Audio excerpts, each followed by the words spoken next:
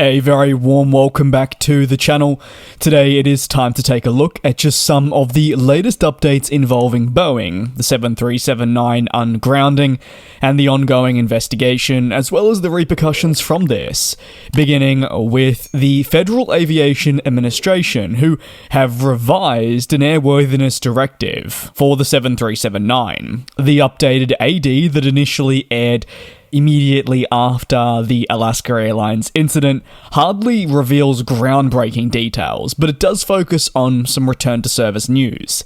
In the updated AD, the FAA has said it estimates that for the 144 aircraft on the US registry, work will take up to 8 hours. This is in relation to the upcoming inspections that are going to be crucial for these aircraft to eventually begin flying with passengers one more. The AD continues to prohibit further flights of the affected aircraft. The plane can only return to service once it has been deemed safe, inspected, and found to have met all the applicable corrective actions. Additionally, while these ADs are labelled as essential, the FAA does say that this is an interim action. So, what this means is that if further findings come to light, the regulator says it won't hesitate to consider further rulemaking, but that's of course if further findings were to come to light. At the moment, it's not what they believe will be necessary. Ultimately, what this can be deemed as is another essential step for all related parties in slowly getting the grounded Boeing 737-9s back into the skies, which is at least the short-term goal. While I know there's been a lot of focus on the forthcoming investigations into the production practices and much more, if we're talking short-term, it's getting these 737-9s safely inspected and flying. Despite the revised airworthiness directive from the Federal Aviation Administration, the process to recertify and inspect the aircraft has yet to be revealed. Airlines and all parties will likely keep this very close to their chest. Recently, preliminary inspections were conducted on 40 affected aircraft, with the data being sent to Boeing and the FAA for review. From here, the pair will work diligently to determine the best action for these formal inspections I speak of.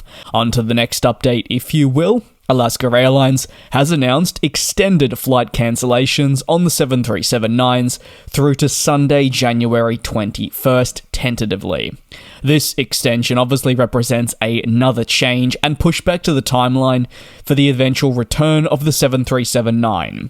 These timeframes are always subject to change, as in this case, Alaska Airlines are not going to publicly say, and especially for their schedules, say the plane is grounded indefinitely. It will return, it's just a matter of when. The FAA has really remained firm that we don't have a timeline for the Dash 9's return to service.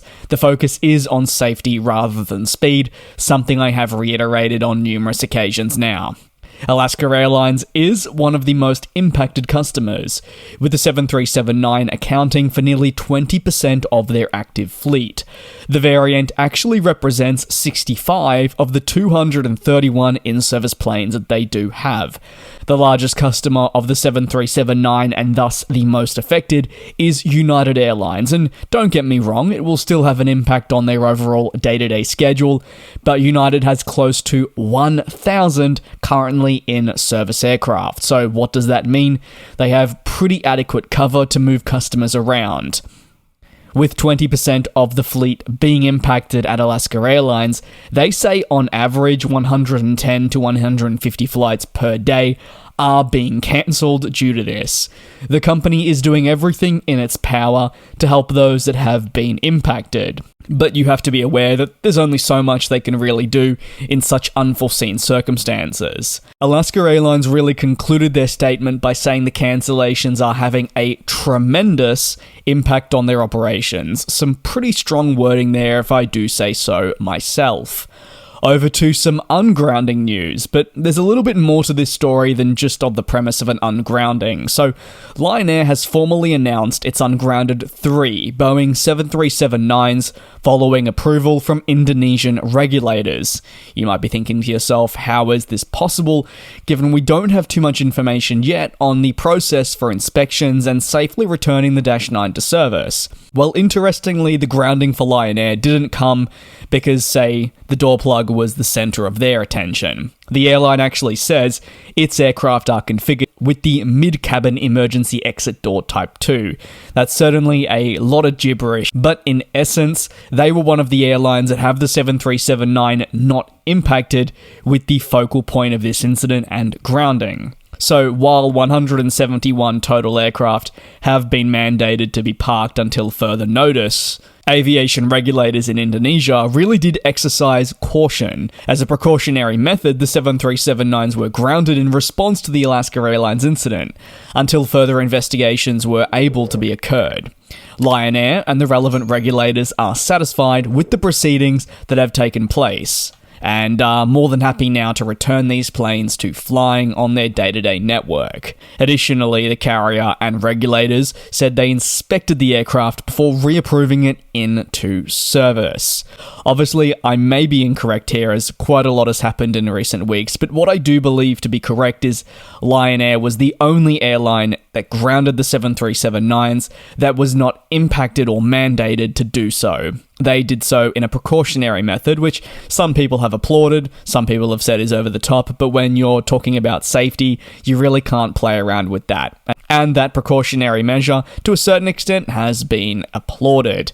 The final update sits with Boeing and some updates from their newsroom. The CEO said he visited Spirit AeroSystems in Kansas and held a massive employee town hall meeting with the CEO and board chair, Bob Johnson. In a comment, he said, "We're going to get better, not because the two of us are talking, but because the engineers at Boeing, the mechanics at Boeing, the inspectors at Boeing, the engineers at Spirit, the mechanics at Spirit, the inspectors at Spirit, well, they're going to speak the same language on this in every way, shape, or form.